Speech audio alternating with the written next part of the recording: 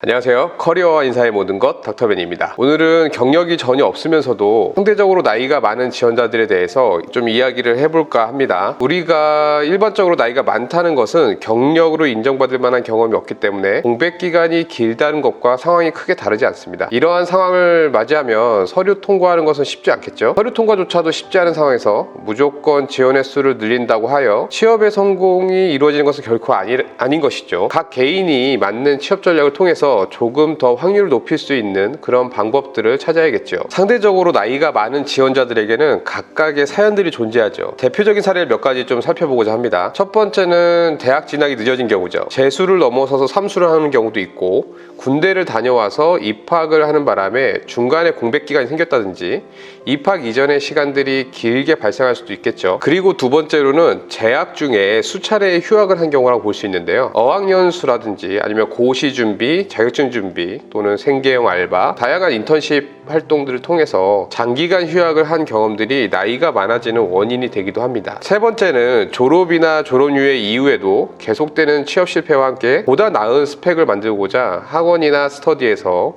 소비되는 시간들이죠. 이러한 스펙을 만드는 데 사용되는 시간들은 시간이 지날수록 자신감을 오히려 하락시키게 되고 더욱더 스펙 쌓기에 매달리게 만드는 원인이 됩니다. 이런 경우 입사 지원을 적극적으로 하는 경우가 거의 없어서 실제 취업으로 연결되는 경우는 매우 드물다는 것이 특징입니다. 마지막으로 네 번째는 공무원 준비 또는 공기업, 방송사, 금융기업 등 특정 기업으로 타겟팅을 해서 취업 전략을 세웠을 경우 그런 취업 전략이 실패하는 경우의 데미지라고 볼 수 있습니다. 단지 1점 차이로 떨어져서 한 번 더 하던 것이 보통 2년에서 3년이라는 시간을 허비하게 만들곤 하죠. 지금까지 말씀드린 이 네 가지의 이유가 대부분의 구직자들에게 보이는 가장 대표적인 장기 구직의 원인이자 나이가 다른 취업 준비생들보다 많아진 이유입니다. 구직 시장에서 경력도 없이 나이가 많아지는 것은 당연히 절대적으로 불리할 수밖에 없습니다. 취업준비생들이 가장 많이 하는 착각 중에 하나가 자신이 가진 스펙을 늘리는데 시간이 소요되고 나이가 많아지는 것보다 한 살이라도 어린 나이에 취업을 하는 것이 훨씬 유리하다는 점을 모르고 있죠. 우리가 스펙을 만들 만한 무한정의 시간이 주어진다면 모든 사람들이 스펙을 잘 만들어서 좋은 기업으로 가려고 하겠죠. 대부분의 인사 담당자들과 취업 컨설턴트들은 이러한 사실에 이미 공감을 충분히 하고 있습니다. 그렇다면 왜 나이가 선발 과정의 중요한 기준이 되는 것일까요? 크게는 두 가지의 이유를 들 수 있을 것 같은데요.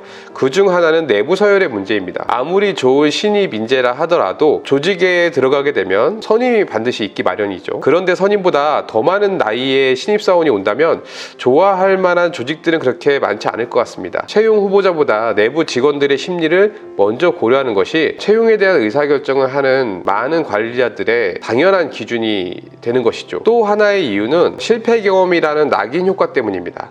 어떤 시간을 보냈던 간에 자신이 이루고자 했던 부분에 대해서 성공을 하지 못했던 것은 팩트이죠. 시간 조절과 성과적 측면에서 실패를 보여주는 증거이기 때문에 더욱 취업에 어려움을 가질 수밖에 없습니다. 공백 기간이나 나이가 많은 것이 긍정적으로 작용하는 경우는 거의 없지만 늘 불리한 상황에만 놓이는 것은 결코 아닙니다. 위에서 언급했던 선임들과의 나이 격차를 고려했을 때 선임의 나이가 크게 많은 경우도 존재하죠. 입사한 이후에 선임의 직급이 과장인 경우도 흔하게 존재하고 직무에 따라서는 어린 신입보다는 조금 나이가 있는 신입을 선호하는 경향을 보일 수도 있습니다. 그리고 마지막으로 스펙은 좋으나 나이의 결점 때문에 대기업을 못 간다는 그 현실을 이미 기업이 미리 간파하고 그것을 이용해서 그러한 나이가 조금 많으신 분들도 고용을 하는 그런 경우도 종종 있습니다. 오랜 시간 취업 컨설팅을 하면서 마땅한 경력도 없는 30대 중후반이나 아니면 40대 초반의 여성 구직자들을 제가 도와서 성공적으로 취업을 시킨 적이 몇 번 있었습니다. 사실 이런 분들은 워낙에 취업 확률이 너무 낮아서 취업 컨설팅 회사에서도 선뜻 계약을 하지 않았던 분들이죠. 제가 무슨 마법을 부려서 이분들을 취업시킨 것은 절대 아니고요. 높은 수준의 취업 동기가 그분들에게는 있었고 남들보다 불리한 만큼 더 열심히 노력하셨던 분들이었습니다. 저는 그저 취업 확률이 높은 전략들을 제시했을 뿐이죠. 그만큼 커리어 전략과 취업 전략이란 것들이 얼마만큼 중요하다는 것을 여러분들이 꼭 이해를 해주시기 바랍니다. 이제 취업 희망을 보았을 테니 방법의 변화에 대해서 우리가 고민해 봐야겠죠. 저는 3가지 정도의 조언을 전해드리고 싶습니다. 첫 번째는 우리가 찬밥 따순 밥을 구분하지 말자는 것이죠. 자신이 원하고자 하는 직무가 있다면 일단 들어가서 경험을 쌓는 것이 매우 중요합니다. 지금의 공백이 연장되는 것보다는 경력을 쌓는 것이 당연히 추구해야 할 전략인 것이죠.